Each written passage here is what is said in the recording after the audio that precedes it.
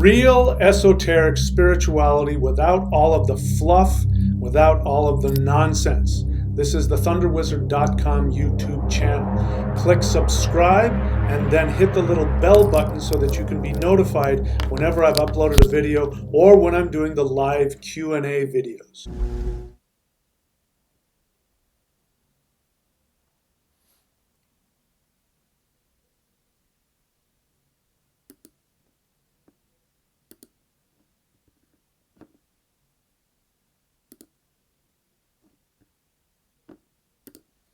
All right.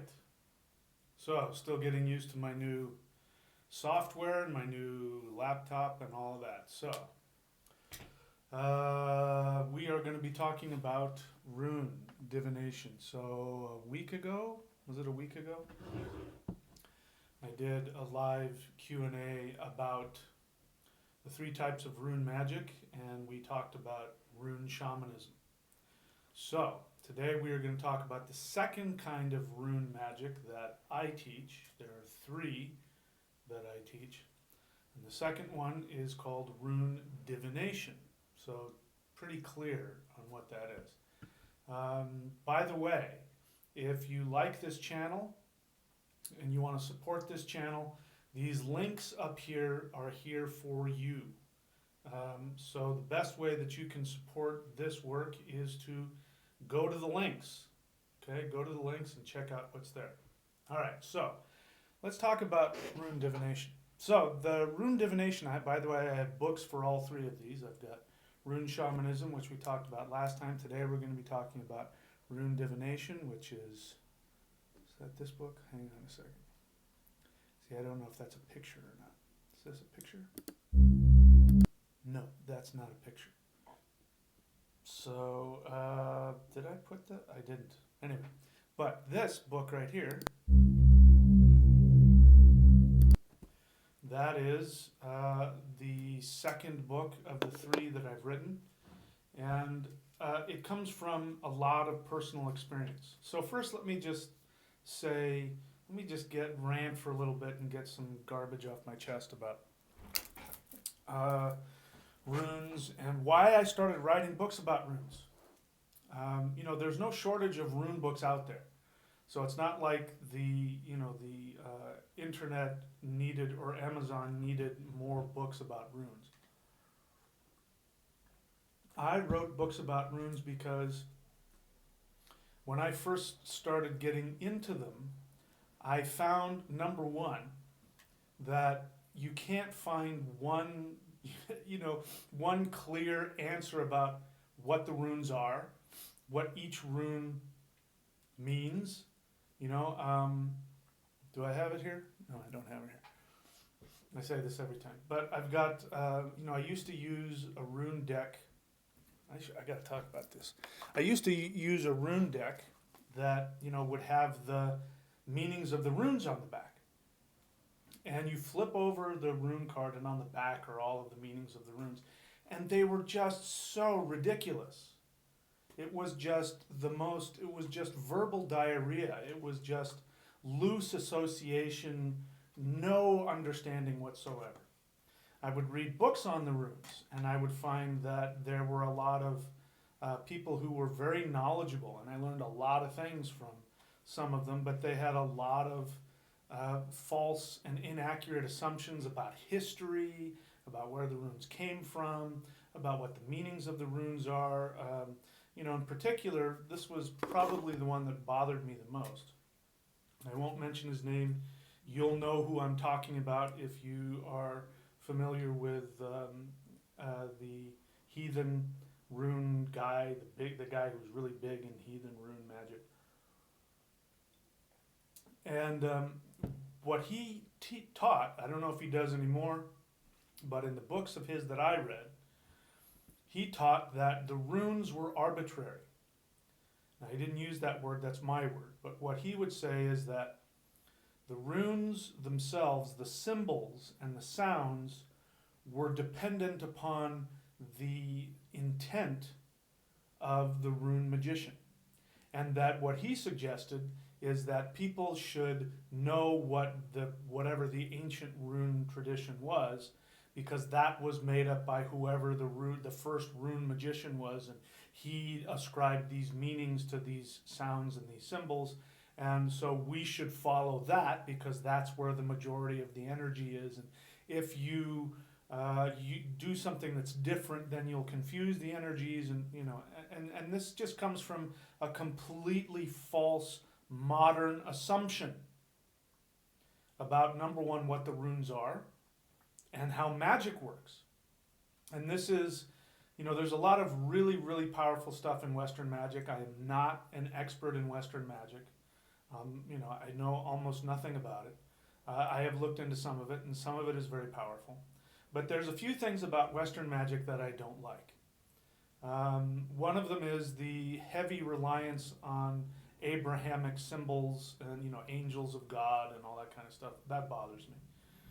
But the other one is that you see this in like chaos magic, which is a pretty cool idea. I like the idea of chaos magic, except that it starts from the assumption that sigils and signs, they are only as powerful as the magician's ability to intend and load them with their intention. Now, I'm not saying that's right or wrong, because if you're taking some nonsense syllable that doesn't mean anything, and you want to put some power into it, definitely that's going to have an effect. But what I found with this gentleman in particular, probably know who I'm talking about, he definitely was putting that interpretation onto the runes, that the runes were basically chaos magic from 2,000 years ago. And we talked last time about the assumption that the runes were the Germanic alphabet, which were the attempt by the Germanic tribespeople to try and copy the alphabets of the Mediterranean empires. That, by the way, even though it's taught, if you go anywhere, you go to college, you pick up books, you go on Wikipedia, you go anywhere and you try and find out what the origins of the runes are, that's what they're going to tell you.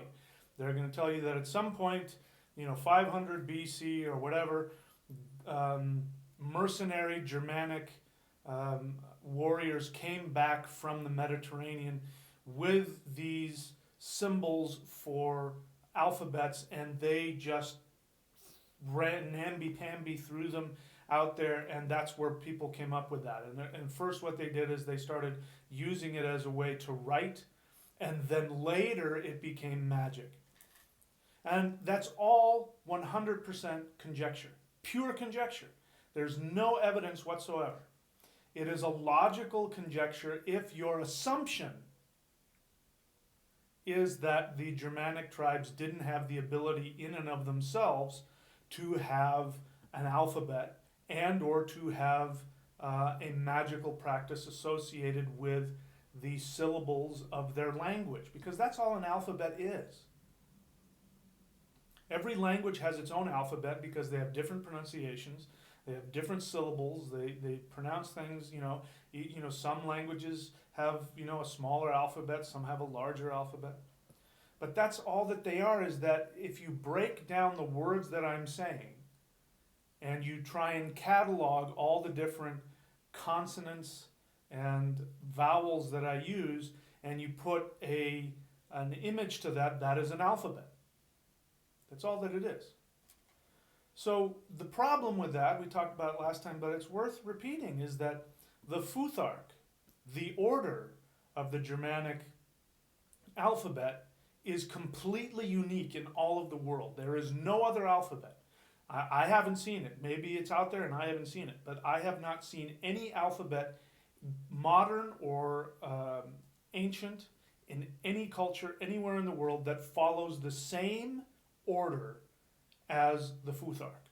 Doesn't exist. Now, if these were just tribal mercenaries coming up and needing to create an alphabet, like they're coming back, hey guys, we learned about this thing called an alphabet, and you can write, and if this is what this word looks like, and if they were to do that, they would just simply bring the alphabet that was available to them, which means that the Germanic alphabet would have been some other alphabet somewhere. Probably would have been the Roman alphabet or who knows what. But they didn't. They had their own alphabet that was completely unique. Now you could say, well, but look at the symbols. The symbols are just the same. But when you're making symbols out of straight lines, there's only so many symbols you can make. If you look at Chinese characters, um, they're much more complicated. If you look at Chinese Taoist magical spells with symbols and sigils, they do all this kind of fancy stuff that's very, very intricate. So if you're trying to just carve stuff into pieces of wood with a knife, then you can only make straight lines, and there's only so many syllables that can be. I mean, not syllables. There's only so many symbols that can be made that way. So of course, the Futhark is going to look similar to other alphabets, and I'm okay with the idea that they looked at other alphabets and said, "Oh, that's the A sound, so we'll make that." I'm okay with that. But we have the problem that the order of the Futhark is unique in the whole world. And if they were just copying somebody else, they wouldn't do that. And number two, the Germanic tribes were not unified. It wasn't like the nation of Germania and it was like there was one central thing. They were a bunch of tribes. I don't even know how many there were, hundreds of tribes over huge, vast areas that didn't communicate with each other most of the time and fought with each other. So there's no way that they would have all come up with the same alphabet. Some of them would have said, hey, this is ridiculous. Why don't we just use the Roman alphabet? They would have done that because they were very practical people. So this means that this is an ancient tradition that goes back thousands of years. My contention is that it goes back tens of thousands of years. And so if you read the book Rune Shamanism, you will see that I make the case that the runes were not a symbolic, they weren't used as a symbol per se, they were sounds. And you taught hunters as young men, as they were growing up, you taught them the runes in the order of the Futhark so that they could use the power of sound. We call it Galder. Galder means to chant. It's where we get the word yell or holler. It comes from the same word. It means to chant something into existence. And so the word for magic among the Norse was to chant, to speak into existence. Now, these things aren't arbitrary. This means that the ancient practice of magic for the Germanic people, the root of magic for them was to chant things into existence. And that's what speaking is. Speaking words is a magical act. This is why some people really watch their language. You'll see here that sometimes, I don't know if I do it all the time, but there are sometimes you can hear me say things like, in times past, I have done such and such. When I talk like that, it means that I am consciously trying to make sure that I don't speak into existence something that I don't want. So I'll break the rule right now just for an example. So if somebody says, I'm not tall enough. The reason why I chose that is because I don't care how tall I am. Somebody says, I'm not tall enough. A better way to say that is, in times past, I have had issues with how tall I was. That way you're not chanting something into existence. So it doesn't have as much power as it used to unless we do a lot of energy work, we do a lot of meditation, and we align all of our three centers. As I'm saying that, I can hear Odin say, no, you don't understand. It's just as powerful as it was. We're just so disconnected from it that we don't realize that we're speaking our reality into existence every time we open our mouths. So back to divination. So what is divination? Divination are the runes, and so I need to get some runes here. I'm just going to assume that there may be one or two people on here who don't know what the runes are. And so, actually, let's do this. I'm searching my new little tiny computer for the Futhark alphabet, which is, there it is, elderfuthark.gif. All right, so it's in books. All right, so now I'm going to add it here so I can put it up here. Find an image. Elder Futhark, give it a name, and I search for it on my computer, and I can go Elder Futhark, and I go like this, JPEG. Alright, it's not coming up. Why aren't you coming up? You're wasting these people's valuable time. Previous 7 days. What are you earlier? What is this? All right, so let's try this again. I want to do this. Let's try this. Sorry for. Please bear with me as I'm getting used. This is what you get. I won't say that. Elder Futhark, PNG, nothing. So where is an Elder Futhark? It's a GIF, sorry, a GIF, that's why it's a problem.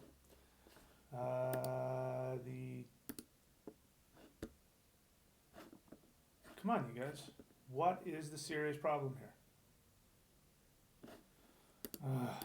Try this again. Last time, if it doesn't work, I'm just gonna have to assume that you know what a Futhark looks like. There it is. Alright, Elder Futhark, okay. Alright, so there it is. There's the Elder Futhark. In case you're not familiar with the ancient Germanic alphabet, this is it. I use exclusively the Elder Futhark because it was, this is another reason that tells me this is a very ancient magical practice, because before before the Roman invasion of Europe, all of the Germanic tribes used the same alphabet, which we call the Elder Futhark. The other Futharks, the younger Futhark, the Anglo-Saxon Futhark, those represent a shift in pronunciation. So they add or remove vowels or consonants that are no longer being used by their particular dialect of the Germanic tongue. And so this is why I use this. I also use it because it is perfectly intact. It uses, do I got to do it again? I got to find another picture here. It uses three sets of 8. 8 is the number of dynamic transformation. 9 is the number of transformation from life to death. 8 is the dynamic transformation that comes right before that. And you find the number 8 everywhere. You know, in fact, Thor, when he had to go get his hammer, or somebody got his hammer, maybe Loki got his hammer when it was stolen from him, had to go 8 days under the earth to get it. So that's a very important number, the number 8. There are 8 directions in the thunder wheel. Do I have a thunder wheel in here? Let me just see here. I'm sorry, I had to, like I said, this is all new software here. So anyway, I have to, I might as well. Sorry, you guys are going to have to put up with this for a second. So let's add another thing. Let's get an image. Let's get the rune wheel in here. Because we're going to, what I did, if you're not, in case you're new to this, what I did was I took the runes, which are 3 sets of 8, and I put them onto what I call the thunder wheel, which is the 8-sided medicine wheel, right? So I'm looking for rune wheel. Rune wheel, JPEG, there we go. All right, there we go. Okay, so there's the rune wheel. So we'll get rid of this now. Whoops. We'll get rid of the Elder Futhark for the moment because the Elder Futhark is on here. So you see here, this is the Elder Futhark. Sorry, I need to do something. I think it looks like I made a mistake here. Sorry guys, you're just gonna have to deal with me trying to figure out what the hell's going on. Come on, you guys. I might just have to do this on my own time. But everything is built-in camera. That's what I want to focus on. There we go. So I need you to fill. There we go. All right. So this here is a rune wheel, and the rune wheel is something that is where we've got all of the Elder Futhark onto the rune wheel. And so this is part of advanced shamanism, advanced rune shamanism. So I just wanted to show that to you so you understand that the runes are already, the Elder Futhark is already perfect just the way it is. We don't need to add or subtract anything. And if we respect what our ancestors believed in, and what I believe was the original Indo-European spirit of magic, then we accept that runes are not arbitrary. They're not simply just random sounds and random symbols that we load our intentions on. That, here's the thing about a shaman. A true shaman is not somebody who makes stuff up. This is one of the problems I've seen with Western magic, especially like things like chaos magic. Chaos magic is founded on the idea that everything is chaos and you have to create stuff out of nowhere, and that everything is arbitrary. And our ancestors didn't believe that. Our Indo-European ancestors especially did not believe that. And a true shaman is not somebody who makes stuff up. It's somebody who, with their ability to see, this is the word wizard. Wizard comes from sight. Wit. Wit means to see. Wit, W-I-T, is the same as the Latin to see, which is video, videre, videre, vid. Video means to look at, to see. And so a wizard is somebody who sees. So a true wizard isn't somebody who creates something. He's somebody, or she is somebody that sees in the fabric of the universe something that already exists. The runes already exist. They already exist in the fabric of the universe. And Odin saw them. He didn't create them. He didn't invent them. He saw them after he went through his death and resurrection sacrifice. That was his reward for him dying to himself, was that he saw the runes. He wit the runes. A vitki is, again, that's the Norse, means to see. So it's not somebody who makes something up. It's somebody who sees something. So this is the basic assumption that you need to have if you are going to be a rune diviner. So that means it's important to know what the runes mean.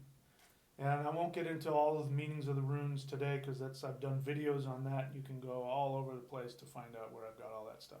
And I've got it here on the free YouTube channel. By the way, somebody came to me today, which happens every now and then, and somebody sent me a video message telling me how shameful I am because I am, what's the word he used? I am exploiting people for my own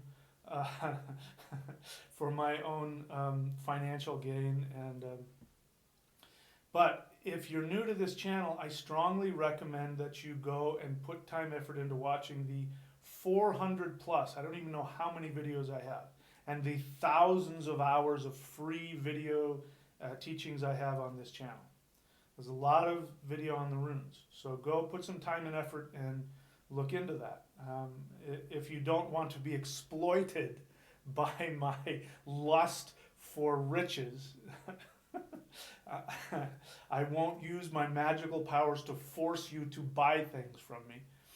You can go and watch all the free video and learn about what the runes are. So we're going to talk about rune divination, and I'm not going to get into all of it, but what I will say, here's a few points that I find really important about rune divination. Rune divination, for me is not so much about predicting the future.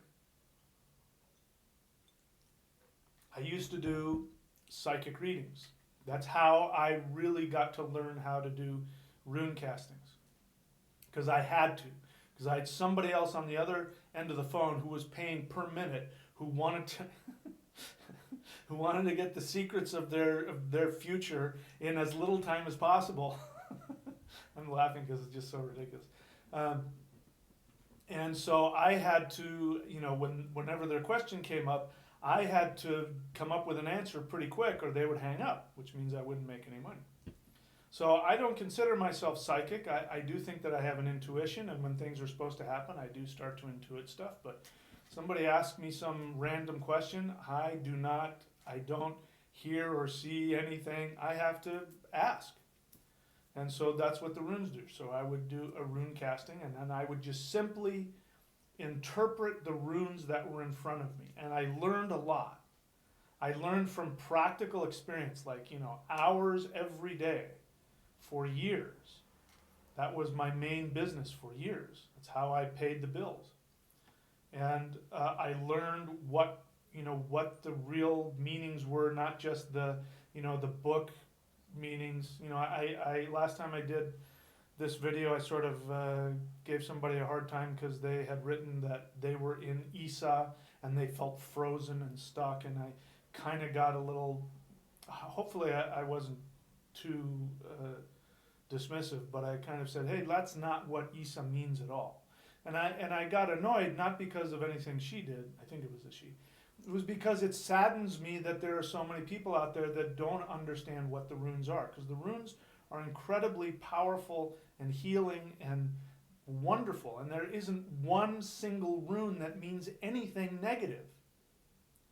There may be a challenging experience that you have from them, but there is nothing negative in them. And I went and said, if you truly are living Isa, it means that you're living your empowerment in your identity. Isa can't be reversed.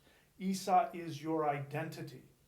The icicle, the clear, because real icicles are clear. A real icicle represents the infinity of water that congeals into one icicle, and you see through it, which means that when somebody is an individual, they have separated from everything else. In human flesh, you become an Isa, you become a self. You become a united, differentiated self. And the see-through of the ice means that when you are connected to yourself, you have nothing to hide. You are truthful in who you are. There is nothing wrong with saying I've been in Isa for the past couple of years. Doesn't mean anything negative. So, anyway, I'm starting to ramble on, but what I wanted to say is that Rune Divination is what we're talking about. Rune Divination is not about predicting the future. It doesn't mean you can't get a glimpse into the future, but that's not what it's for. Rune Divination is to see the energies that are present in whatever your question is. So we need to understand, in order to understand the runes, we need to understand weird. So W-Y-R-D, weird. My volume low? Really? Not on my end. Doesn't look like it. Somebody's saying is my volume low. Nope. Says here that I'm just about right. I mean, I can turn it up, but anyway. So what was I saying? Something very deep and important. So we need to understand what the runes are before we get into it, and we need to understand weird. Weird, W-Y-R-D, is the ancient Germanic understanding of everything. That's why today we still use the word weird. It's the same word. We spell it differently, but that's exactly how it was pronounced.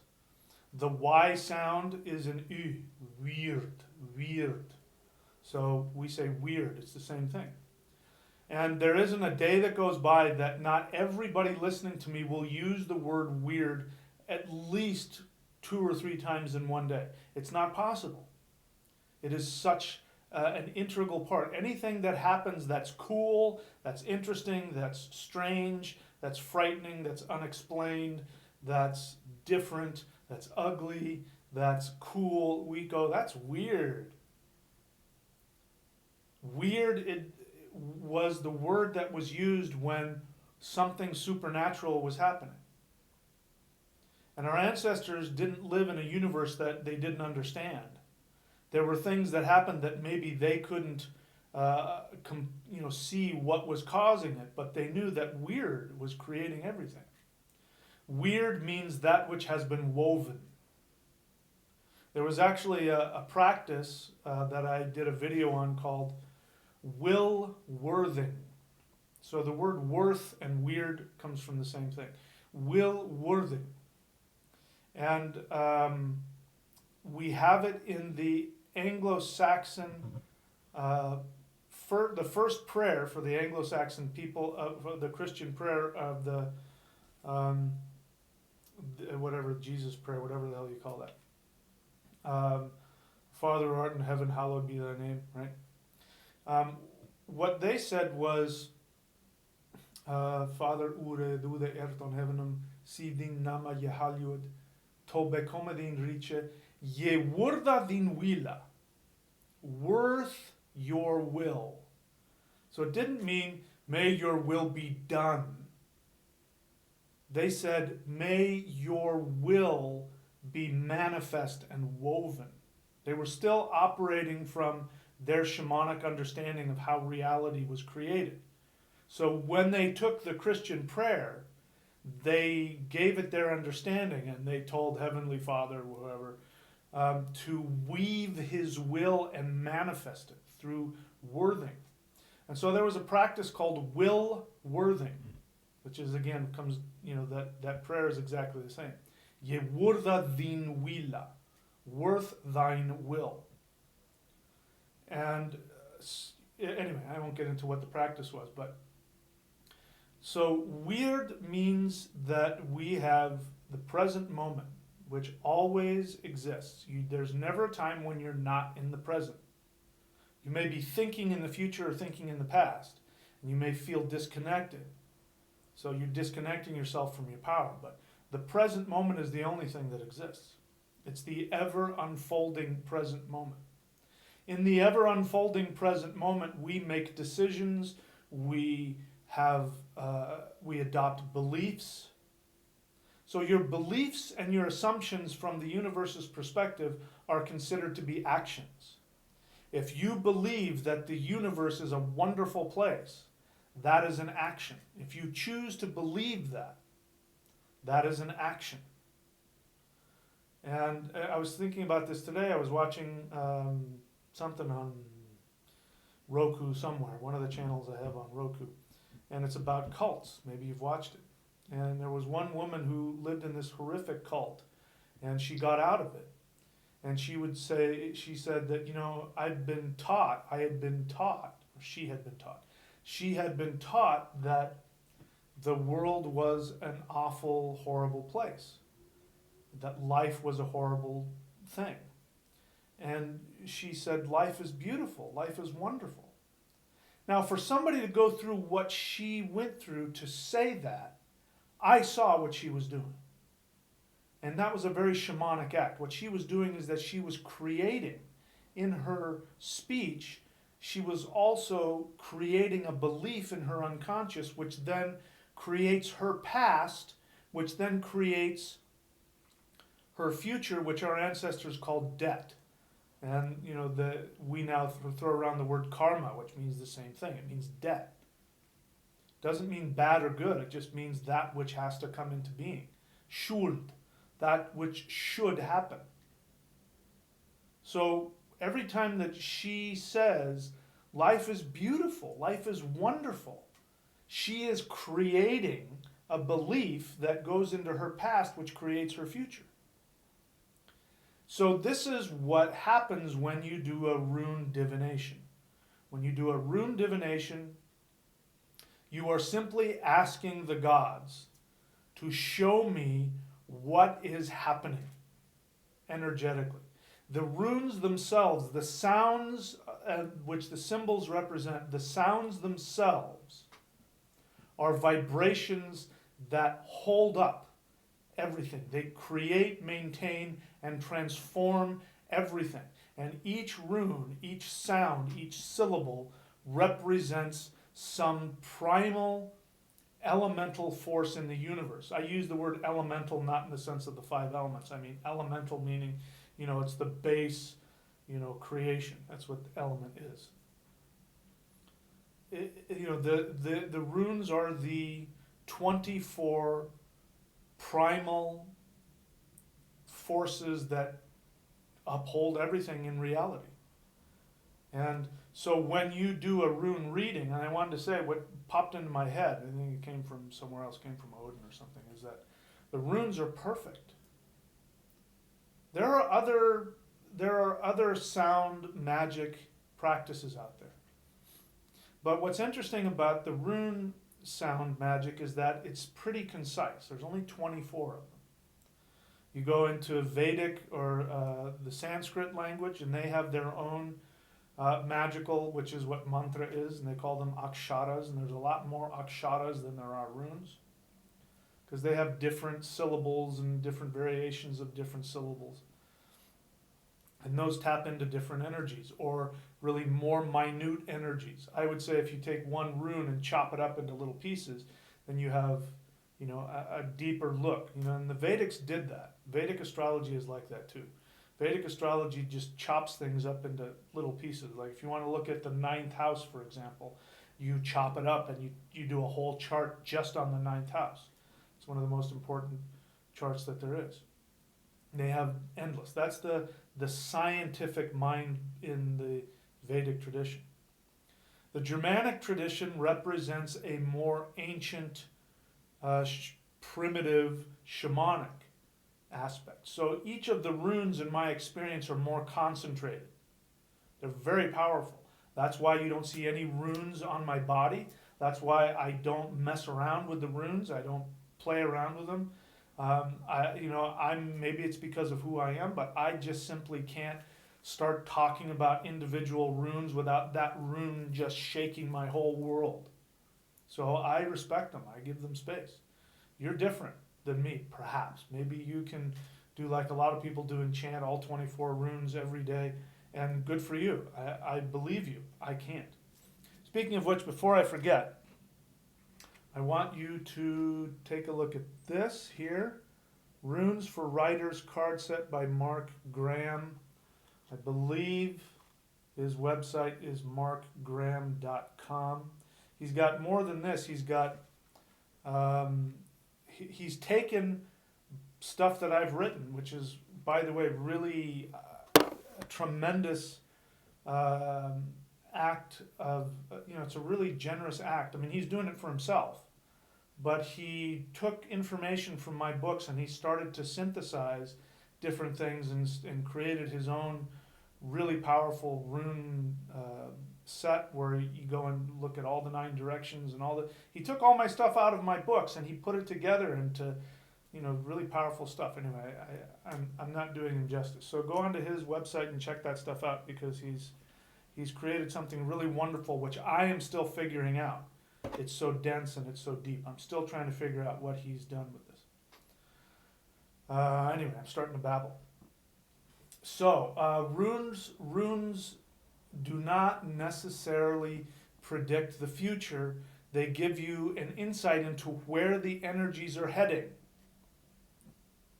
Because to understand the runes means to understand weird. To understand weird means that you can change your destiny at any given moment. True, you have karmic issues from previous lives. You have karmic issues from this life. The result of your choices, the result of your chosen beliefs. Like I said, there was that woman who came out of a horrific cult who made the decision to decide that real life was beautiful. She made that decision. And that's not an easy thing to do for somebody who's got she no doubt has major PTSD from the the beatings and everything that she went through.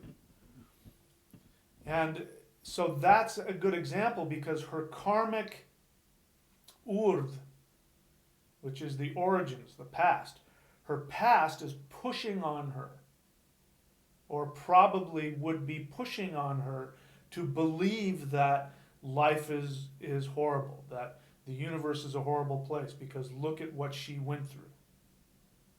But instead, she made the decision. I don't know why or how, but she made the decision to decide that life was beautiful. And then she says it. She creates it. She talks about the struggles that she goes through, but she says it's challenging. But as a shaman, I saw that as a powerful person. And then for those of you who believe that we are, just victims and everything is, why do we go through all of this? Well, I can tell you why she went through it. And maybe it's a little cavalier of me to make that statement, but I can tell you why she went through what she did. Because of what she is doing that I just talked about. Her soul came into this life to learn how to create her reality, to create her future. And whether she realizes it or not, her soul does. Her soul made the decision to say, I'm going to create a beautiful reality. And I'm going to create it and walk into it. That's shamanism right there. Very powerful shamanism. So the runes do not predict the future. They tell you where the energies are going. And from that you can get an idea of what your urd, your past, has been pushing you to believe and to do. And if you continue on the path that you are, continuing to believe and to act in the way that you are, then this is what you can expect from this river of energy that's coming out of your life. You can call it a timeline. It's a view of the most probable timeline based on where you're coming from. But you can decide to change that.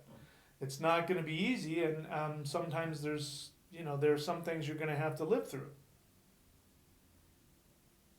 The runes, I've also found, do not talk about death. Because the runes don't see death. We do, because we're in a physical body which will die. And we identify with our physical body. So we have this belief that we're going to die. But the runes are in the fundamental vibration of the universe where there is no death. There's just transformation of energy. So, the closest we can get is dynamic transformation, which is the Yuhuaj rune, the one that looks like a hook. It's pronounced Yuhuaj, by the way, not Awaj. All right, so let's take a look. If you're new to the channel, I prefer that you ask a question. I know that you have opinions and you would like to put them on here, but I would prefer to answer your questions. And I will take any question. I'm going to change the format of this. As long as you ask from respect, and as long as it's an honest question, I will answer it, even if it's something that isn't necessarily on topic. But let's take a look and see. All right. Teresa Lycan.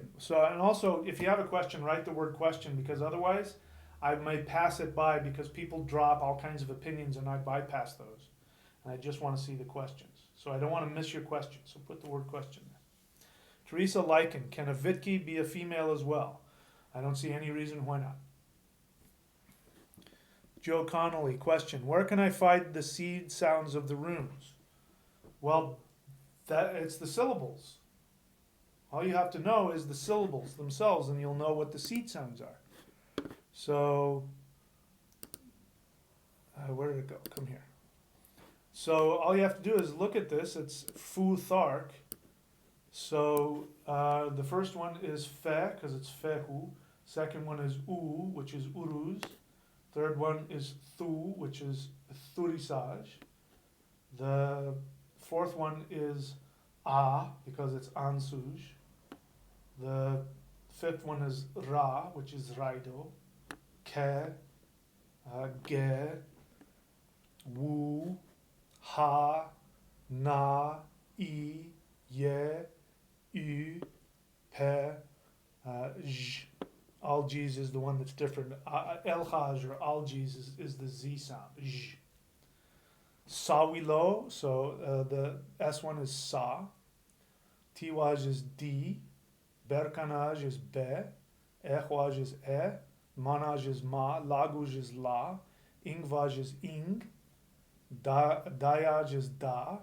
Othal is O. So it's not impossible to find the sounds of them. All you gotta do is just put a little bit of research into them and you'll find them. If you're talking about seed sounds from the Vedic perspective, then you take the first syllable for thurisaj, you put the ng on the end, it becomes tung. That would make it a Vedic seed sound. If you want to create a seed sound for the name Mike, it would be mime. Mary would be mang. You know, put an ng, which is the Ingvaj rune, next to any syllable, and it creates a seed sound. That's why, you know, if you know anything about Vedic mantra, they have all kinds of seed sounds. Ein, ong, ein, ring, kling. These are all seed sounds. And they always have the ng at the end of them, even if a lot of Hindus don't understand that, but that's where that comes from. Where else? What else? Yes, the sounds are going to be in my books, and they're all over the place. Netheria fade, not anymore. All right, so if you're going to write something down, I need to know the context, because I don't look at you while you're writing it, so I don't know what that means. Richard Ballard, question, do rune divination readings tell you what is coming in the future? Or does it inform you where your consciousness is at the present? It depends on what kind of rune reading you want to do. If you do what I call the Norns reading, which is, you know, real typical 3 rune spread, then you're asking, show me the past, the present, and the future. And it's just showing you the energies of the past. It's showing you where you're at in the present, and it shows what the most likely future is if you continue in this energy stream. I like to do the 9 world rune reading, which is what I do exclusively here, runereadings.thunderwizard.com. The 9 world rune reading takes a look at all 9 aspects of your personality and gives a snapshot of everything. And I like that because I want to know what I can do in the present moment to shift, to create my most ideal experience of life.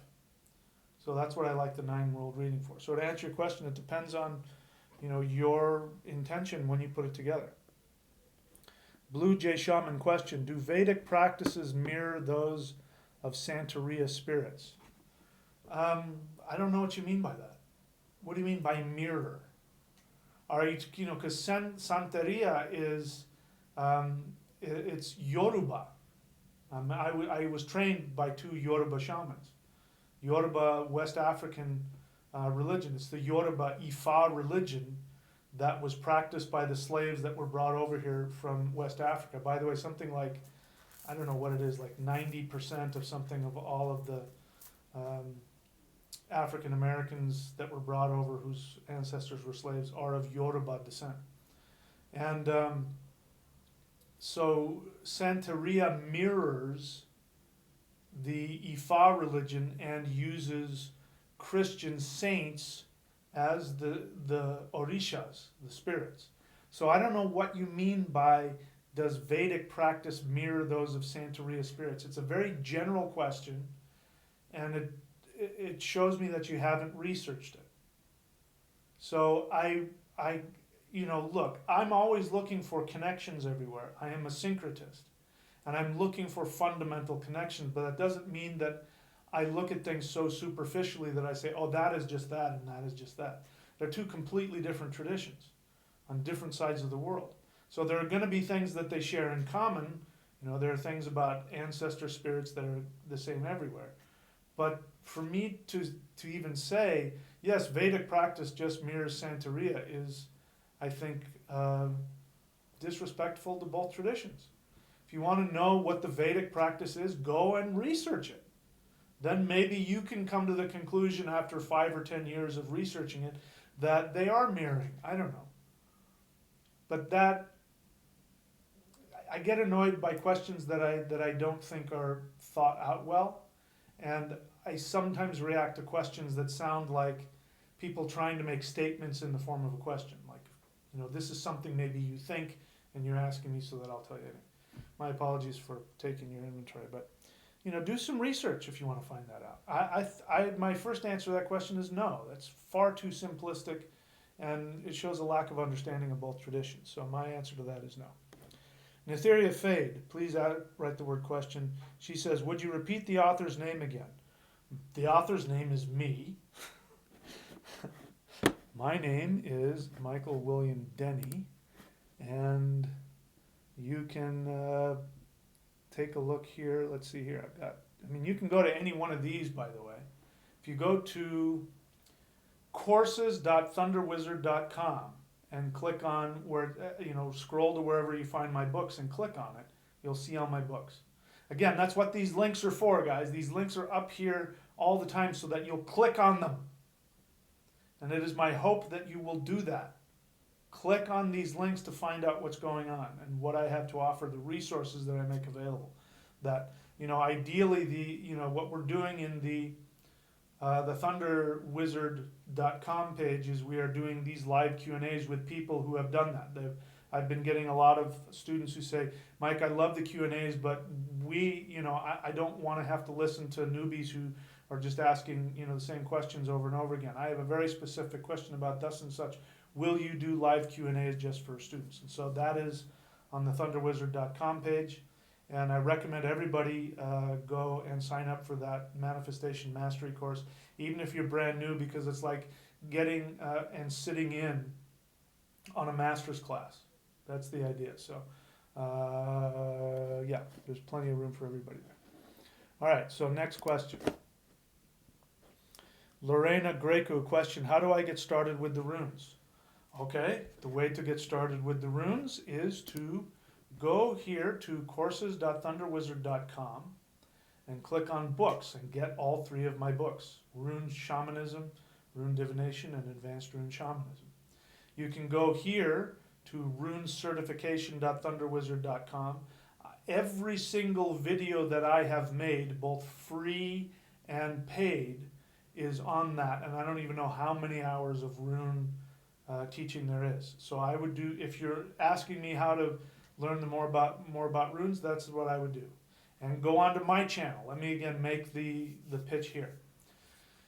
If you don't know how to do this, I recommend you figure out how to do it on whatever device you have. But on anybody's YouTube channel page, you can search any keyword you want within their channel. If it's on a desktop and you go to like the Thunderwizard, DOTCOM, thunderwizard.com YouTube channel page, the channel page on a desktop, you will see right next to that name is a little magnifying glass. You click on that and another search bar opens up and you can put any keywords you want. So if you want to go on my channel and put runes in, you can see all of my videos on runes. So I highly recommend, if you don't want to pay for anything, there's 400 plus channels, put the time and effort to learn it. Don't let YouTube turn you into a bot, because that's what it's trying to do. It's trying to make things so that you are distracted every moment and then you keep clicking on all these different things that are thrown in your face. It's not teaching you how to put time and effort into learning. And if you want to really master what I'm teaching, you're going to have to put time and effort and discipline into learning and into practicing. The first place you can start is learning how to search my channel. So I recommend you do that. I'm saying that for your benefit as much for my own, cranky oldness.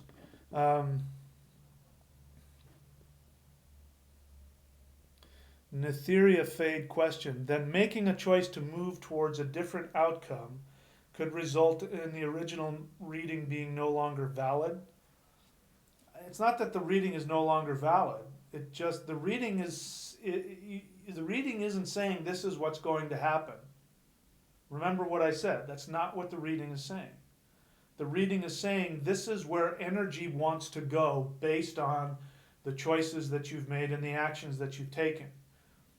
And if you continue with that, in other words, if you continue with the belief that life is wonderful, and you took a reading on that and you saw that, then if you continue to take that action and you have a positive outcome, that's what's going to most likely happen for you in that energy flow. So it doesn't make it invalid, it's just you've changed the dynamics.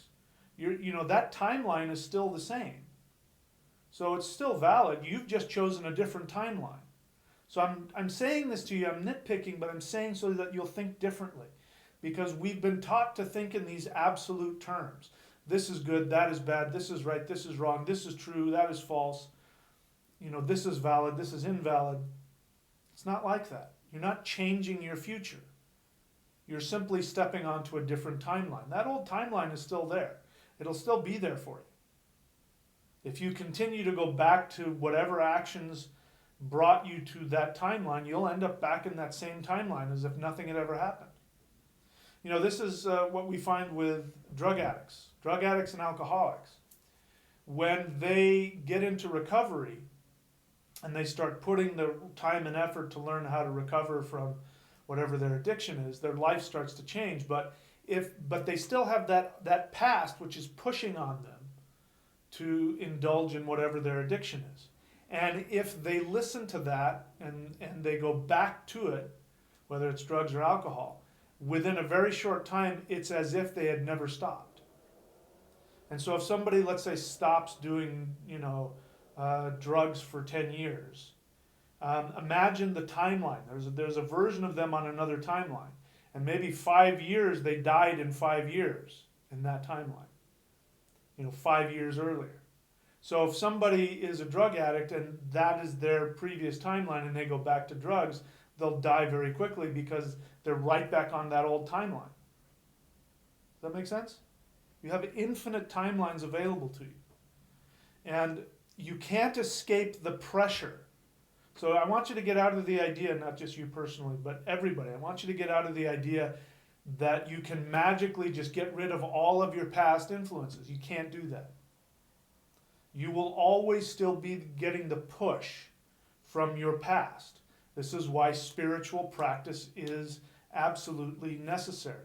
Why you have to be disciplined. Why you have to do your meditation every day, or your mantra practice, or your ritual, or your rune chanting, or whatever it is. You have to do it on a daily basis to keep shifting you and keeping you in the timeline that you want to be in. Because your past is going to keep pushing on you to go back to that old timeline. This is what karma is. It's nothing more than that.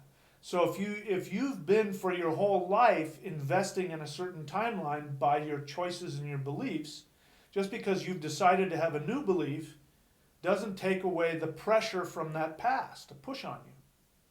But you can, over time, the more time and effort you put into creating and maintaining the new timeline, then those rubber bands that are trying to pull you onto the other timeline will eventually weaken and break. And then in your next life, you will have a new pressure pushing you in a more positive direction. Does that make sense? Question. There are different spellings of runes, so the seed sounds could be different. Fehu is fa in gnosis. What is gnosis? Are you saying in your knowledge? Fehu is fehu.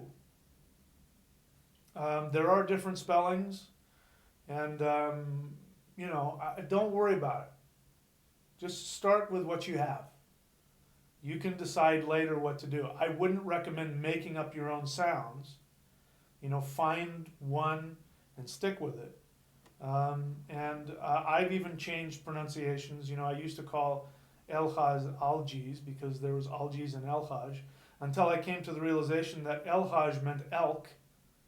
And so Elhaj, in my opinion, is more connected to the actual sound of Elhaj, but it's the Z sound. Elhaj is Z. That was a bad example, but you get what I'm trying to say. So don't make a big deal out of it. Just get started and do it. Do with what's in front of you. Find somebody that you trust. If you want to find some other teacher that you trust, then follow their spellings. Teresa Lycan question: when reading the runes, do you pay attention to runes that are in reverse? Yeah, it's called Merkstave, and yeah, it just means that there are runes that cannot be reversed. Isa is one, because Isa represents the identity, and a self-empowered identity. And you either have a self-empowered identity or you don't. So if somebody is what we would call egotistical, it doesn't mean that they have too much Isa.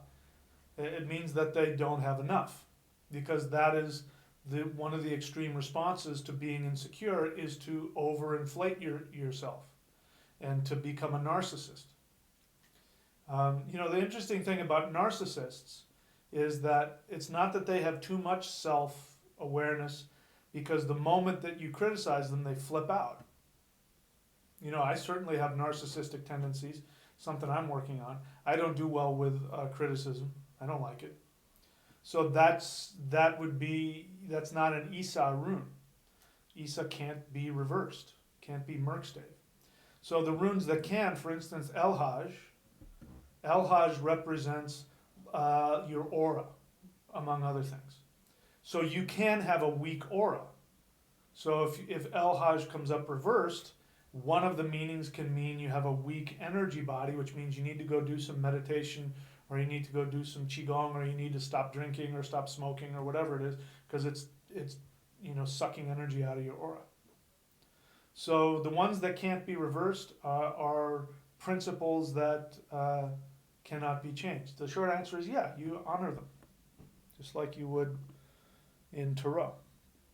In the Theory of Fate question, I was asking about the author's name of the book you held up. This guy, this isn't a book. This is, I gotta see what's going on here. So my apologies for misunderstanding you. This is not a book, this is a pack of rune cards. And it's empty because I've been using them and they're not on here because I took everything off this desk. But this is a pack of rune cards, and his name is Mark Graham. And I don't know what his website is.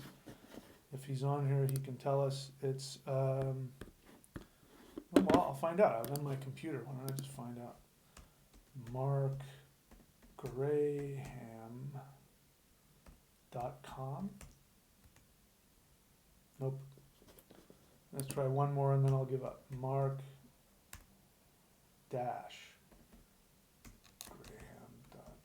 Maybe that's it. It's acting like it's going somewhere. Yep, that's it. So his website is marc-graham.com. I'm sure if that's not where you can get these rune cards, he will have a link to them somewhere. Okay, sorry for misunderstanding you there. All right, what else?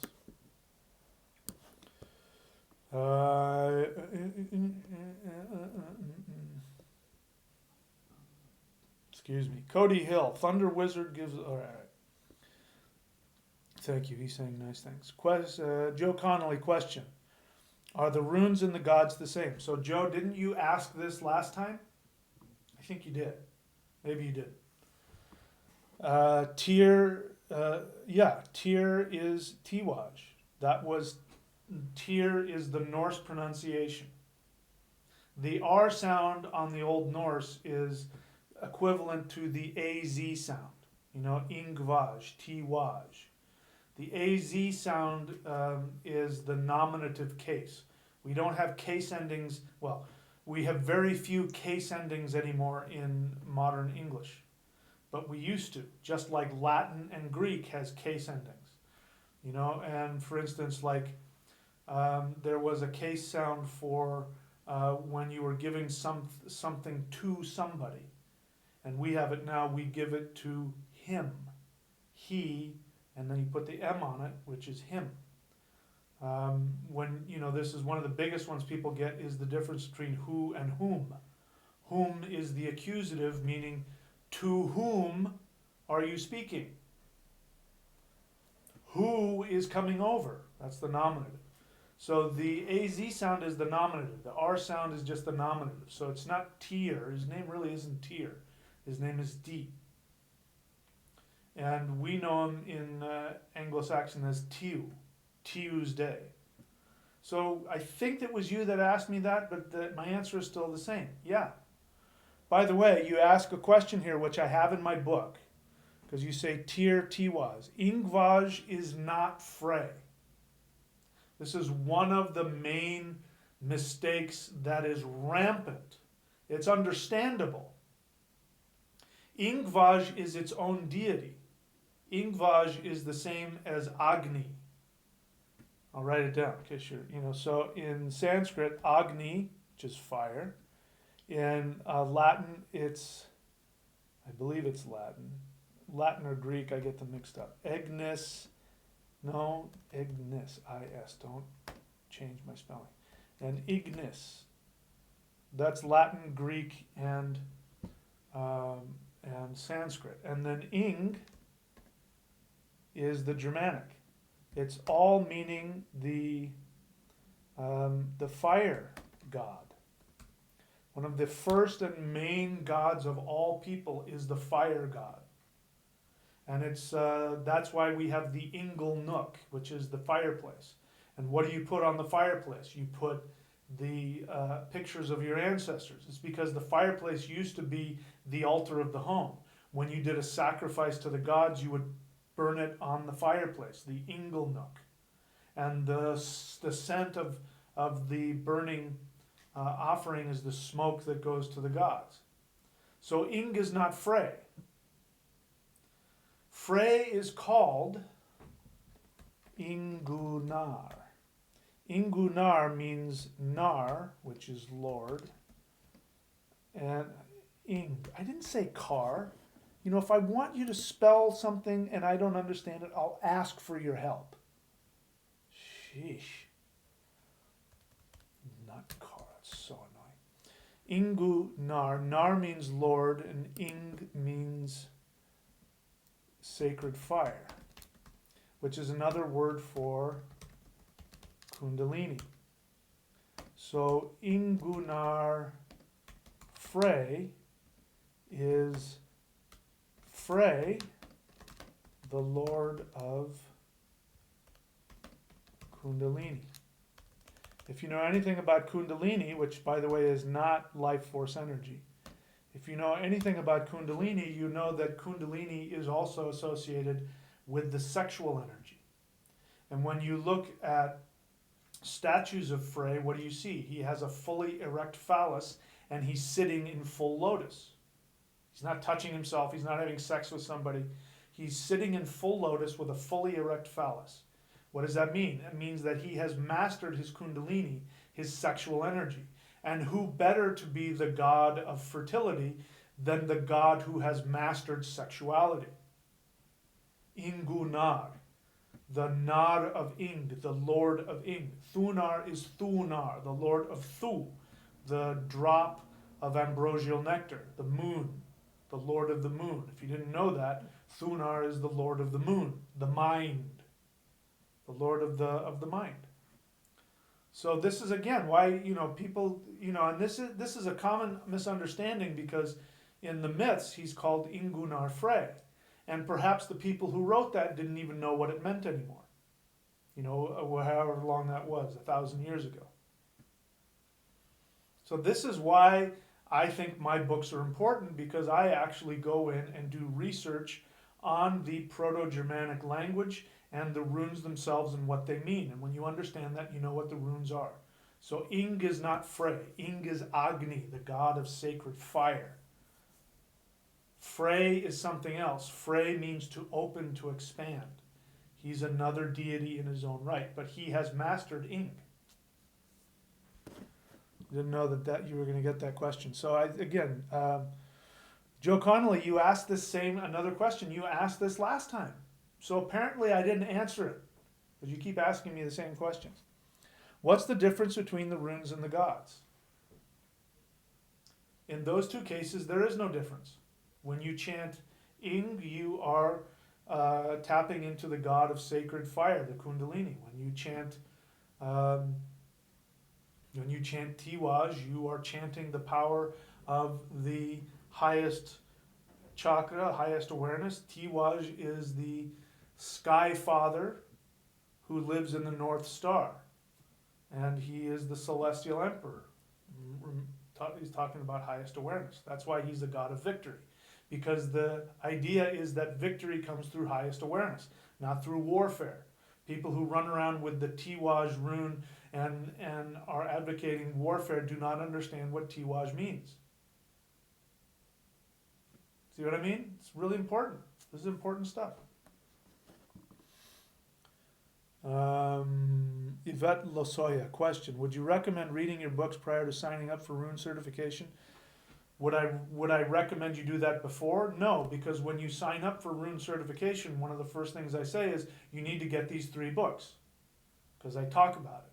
So no, you can do them at the same time. Please feel free to sign up right now and get the books and get started. That's probably the most thorough way to do it. Great question. Richard Ballard, question: what is the thought on using the blank rune in a rune? I don't know what the thought is. I don't do it. I don't know where it came from. I don't really have anything against it, and I'm not going to say it doesn't work. I think it's probably not the original way, but the thing I found about the runes is that the runes you can carve them, you can use rune cards, you can use rune stones, you can chant them. My experience is that they are independent of the method. So do I have anything against the blank rune? I don't. I don't know what the hell to do with it, but it's an interesting idea. And the thing is that there aren't any set rules in terms of rune layouts either. I came up with the 9-world rune reading. Apparently other people have done it, I guess, but I came up with it and it works. You can create any rune layout and it will follow that. The runes and the meaning of the runes don't change, but if you want to know, tell me what happens with 2 choices, tell me what happens with 3 choices, tell me what happens if, come up with any scenario you want, as long as it's coming from a real place, you can do anything you want with the rune. So, is a blank rune, I'm okay with that. I don't know what the hell I would do with it, but I'm okay with it. All right, I think we've run out of questions. All right, so I'll take a short break here. Like by short, I mean really short. And if there are any other questions, I'll answer them. Oh, crap. Sorry, I didn't want to open that program, so give me a second. I gotta wait for it to load, and then I gotta quit. Anyway, so I just bought this new laptop, and I'm getting ready to go to Australia and New Zealand for 1.5 years, and I'm going to keep doing this work while I'm surfing the South Pacific.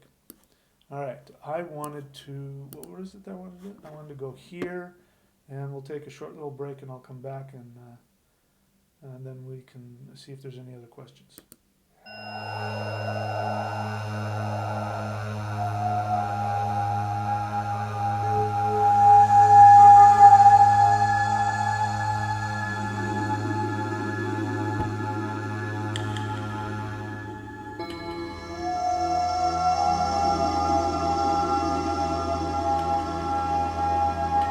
Hi, I'm Michael Denny of SpiritTao.com, and this is Celestial Negung Part 1. Celestial Negung means that this is power that is descending from heaven. And the idea is that we are all microcosms of the entire universe. You are the entire universe, and everything around you is simply the projection. You are looking within yourself. So when you look up into the stars at night, you're actually looking deep within your own body. When you look at the sun, the moon, the trees, the flowers, you're looking within yourself. This is Negung. And so what we're doing is we're simply releasing that infinity from within us. You are tapping into and releasing the power that is within our own body, our own cells. our own organs. So one of the reasons that I'm making this DVD is in the hope that the essence and the spirit of the teaching of the Shang-Ching arts can be taught to the world at large, and it is my hope that the core essence of what the Shang-Ching tradition is will continue to live and grow and evolve. As we move on into the Aquarian age, everything is changing. I don't need to tell you that. The entire world is changing, and what we are seeing now is that if people hold on to external things, they are very challenged in life. And those who are making the transition into the next phase that we are moving into in the world as we approach 2012, those who look within and find their source of strength from within, those are the people who are getting the most out of life and will make the transition into the next phase of evolution most comfortably. It is my belief that the Shang-Ching tradition is one method whereby human beings can evolve into the next level of being in the most comfortable fashion and be able to take advantage of the rapid, energetic, mental, and spiritual changes that are going on in the world today.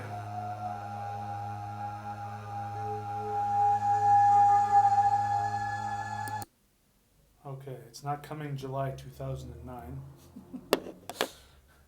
10 years ago, I made that DVD 10 years ago.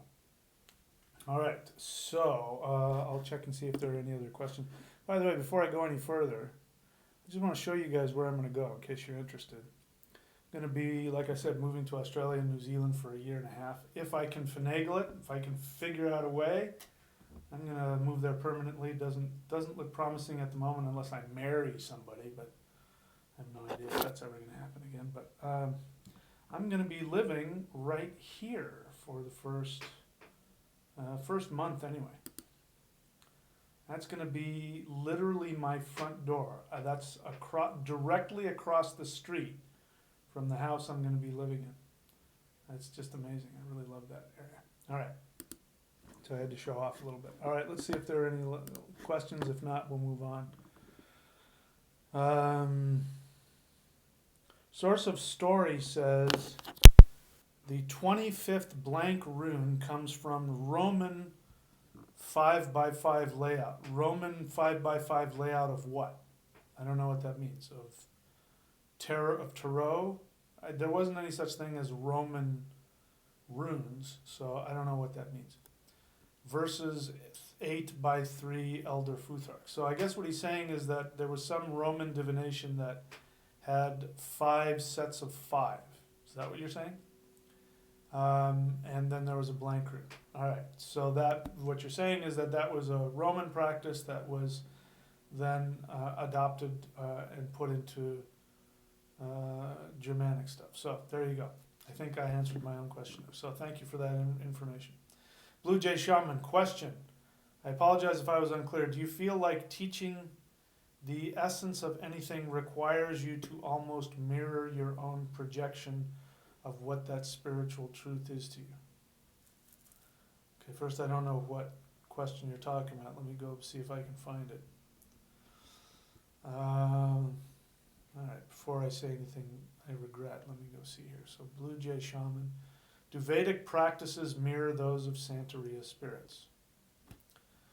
I apologize if I was unclear. Do you feel like teaching the essence of anything requires you to almost mirror your own projection of what that spiritual truth is to you?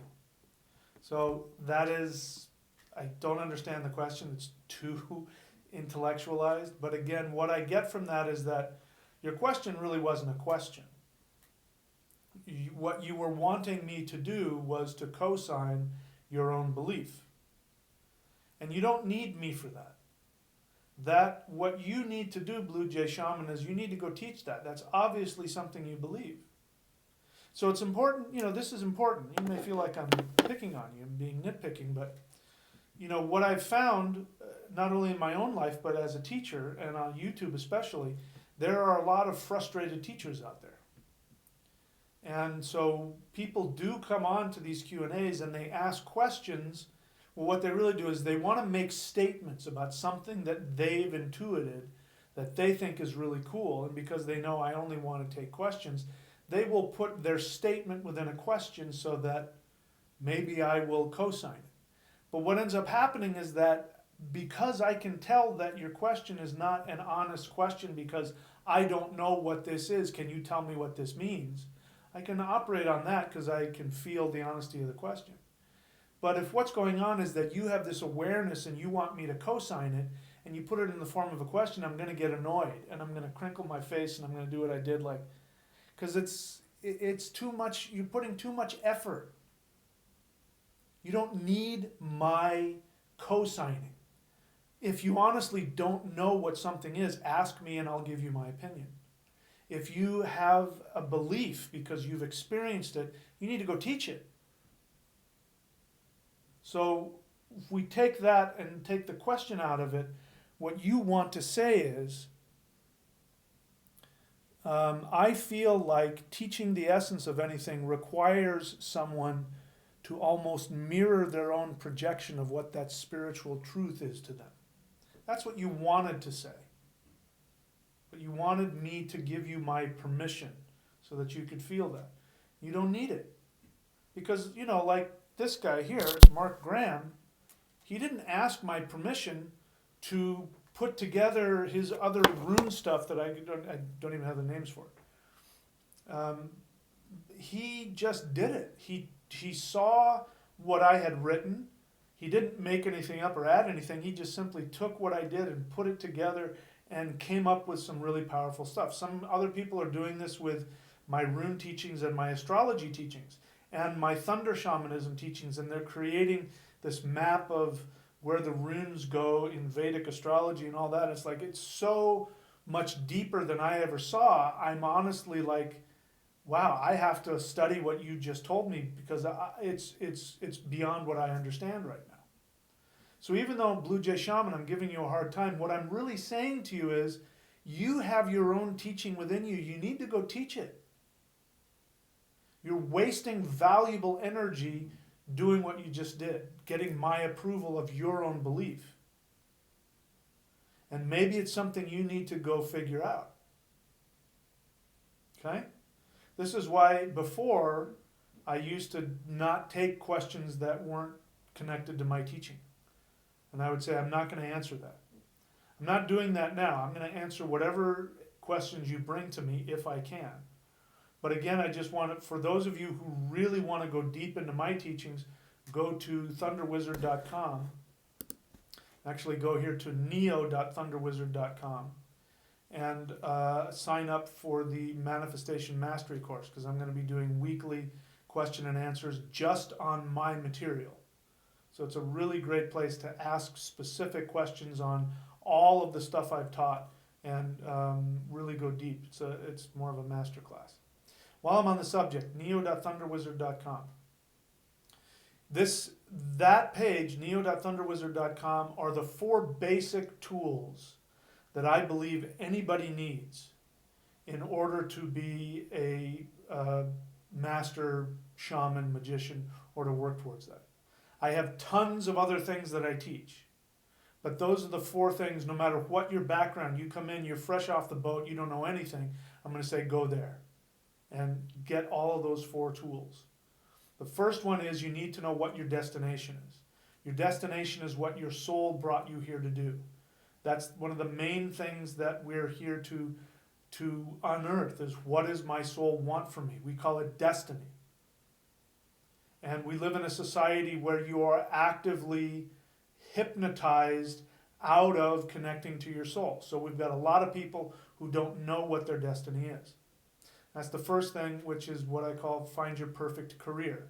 Career is just another word for getting paid to be your truest self. And I teach you how to find the map and find your destination. When you have the map, then you need a vehicle that's going to take you to your destination. That's the second tool, which is life force energy. That's what you just saw, the celestial qigong. That is the vehicle. The vehicle will purify you and empower you so that you can connect not only to your soul, but to the matrix at large, the universe. And when you have the infinite power of the universe, you can take yourself to your truest destination. The third tool is that once you know your destination, you have the map, you have the vehicle, you need to know the rules of the road. If you don't know that you need to be, I'm going to Australia, and if I don't realize that I need to drive on the left side of the road, something bad could happen. So if you don't understand the rules of the road, it's going to take you a lot longer to get to your destination. That's what I call the 5 rules to master the matrix. If you don't have to understand, even know what your truest soul desire is. If you understand what those 5 rules are, you can get the universe to obey you. You can understand that this matrix that a lot of people complain about, that life is horrible for them and life is misery and why can't I escape, is because they just simply don't understand those 5 rules. If you understand those 5 rules, the universe will serve you like you're Almighty God, and it's waiting for you to do that. It thinks that you know what those 5 rules are. So go find that out. And then the 4th tool is what we're doing here, which we're also doing on the thunderwizard.com page, which is the Manifestation Mastery course, where you need to ask questions and to go deeper, and we need to have this interaction together, the community. These are the 4 things that we need. We need all 4 of them in order to progress on the spiritual path. So I thought I would say that, and that was a good segue into that. So any last minute questions? Like raising kids. I don't know what that means. Again, if you're going to say something, please put a context so I know what you're talking about. I don't know what that means. Like raising kids. Pat Ryan, question. Is phrase rune yuhuaj? That is pronounced yuhuaj. So, Pat Ryan, you just came in now. You didn't hear me do that whole thing.